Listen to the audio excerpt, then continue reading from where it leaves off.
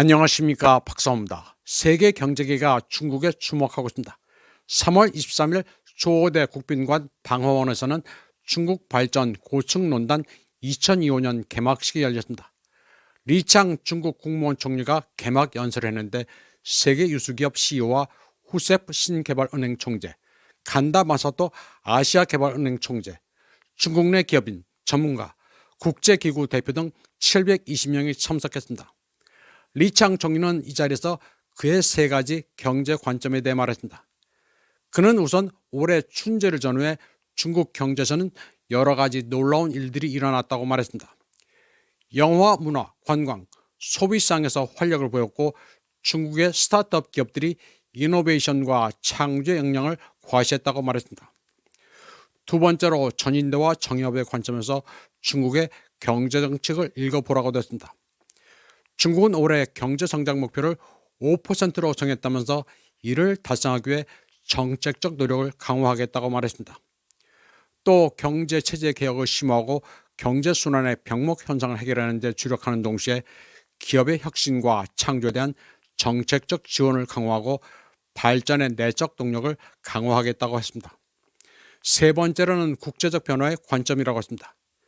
그는 중국이 경제 세계화의 올바른 방향을 고수하고 진정한 다자주의를 실천하며 세계 평화와 발전의 대의에서 안정과 확실성을 위한 힘이 되기 위해 노력할 것이라고 했습니다. 또 계속해서 개방과 협력을 촉진하고 국제 규칙에 따른 공정한 경쟁을 옹호해 자유무역과 글로벌 산업 서플라이 체인의 원활하고 안정적인 운영을 유지하겠다고 했습니다. 리창 총리는 또 모든 국가의 기업을 열린 마음으로 환영한다면서 시장 접근성을 더욱 확대하고 기업의 고충을 적극적으로 해결해 외자 기업이 중국 시장에 깊이 통합될 수 있도록 돕겠다고 말했습니다.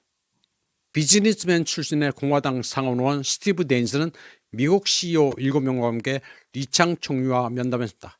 퀄컴 CEO 크리스티아노 아몬, 파이제 앨버트 불러, 카길의 브라이언 사이크스, 보잉 글로벌 수석 부사장 브랜던 닐슨, 페덱스의 라지 수브라마니엄 등이 참석했습니다. 스티브 데인스는 중국과의 교섭에서 아주 적격입니다. 홍콩과 중국에 살아본 적도 있어 나름 중국통입니다. 물론 트럼프와도 사이가 좋은 인사입니다. 이번 포럼에 중국 기업인으로는 샤오펑 자동차 CEO 허샤오펑, 로봇 기업인 유니트리의 왕싱싱이 참가했습니다. 모두 올해 양회에서 시진핑이 불러서 극찬한 기업가들입니다. 외자 기업 CEO는 80명이 참가했습니다. 지멘스 CEO와 애플의 팀쿡, 삼성의 이재용, BMW, 벤츠의 CEO도 나타났습니다. 삼성의 이재용은 샤오미의 CEO 레이준과 만났습니다. 이재용과 레이준은 자동차와 전기차 합작 사업을 논의했다고 외신들은 전하고 있습니다. 저는 이재용이 사람을 잘 평가했다고 봅니다. 샤오미는 삼성의 아주 훌륭한 합작 대상입니다.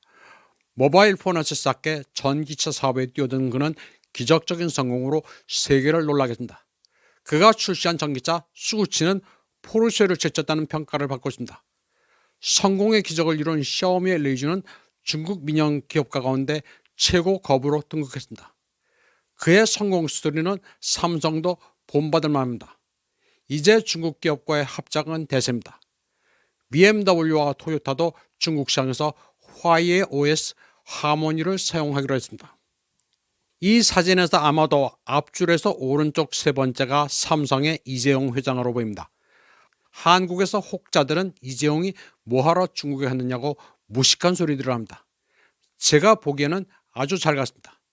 전 세계 모든 기업들은 중국 시장을 포기할 수 없습니다.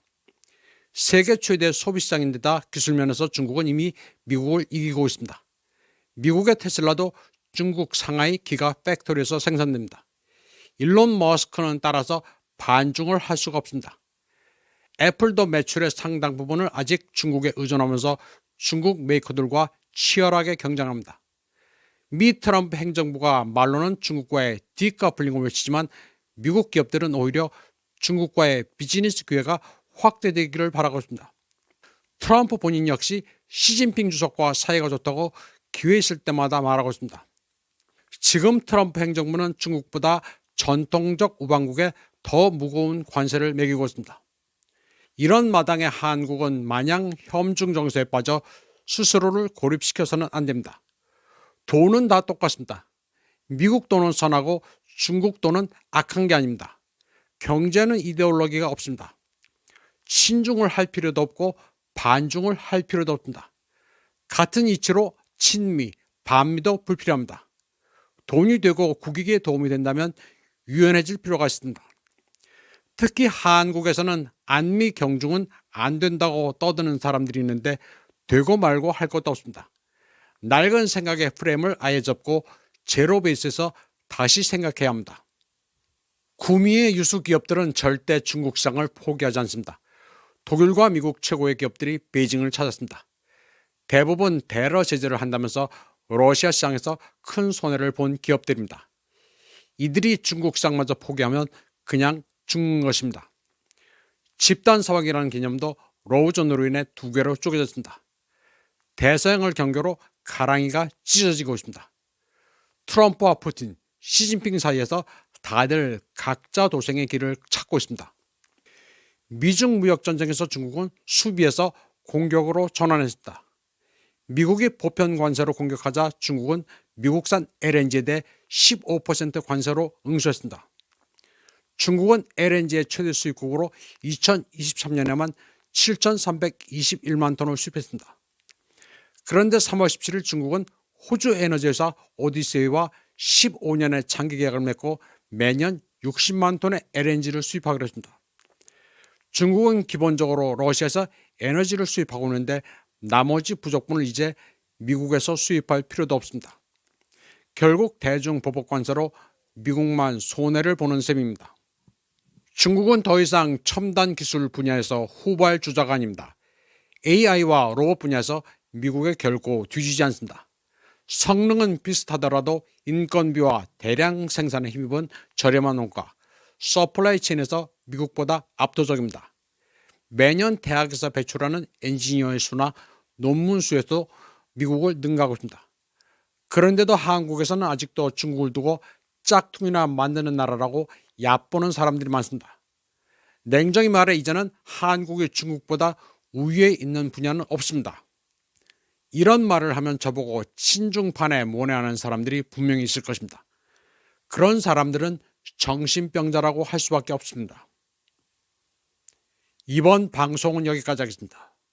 시청해주신 여러분 감사합니다.